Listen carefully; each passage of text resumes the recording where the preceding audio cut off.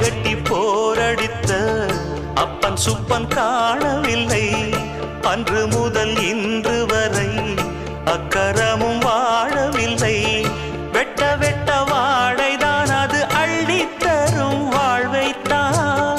வெட்டி போட்ட மண்ணுதான் அதை கட்டி காத்தா பொண்ணுதான். நாம் வாழும் வாழ்வே அது சில காலம்தான்.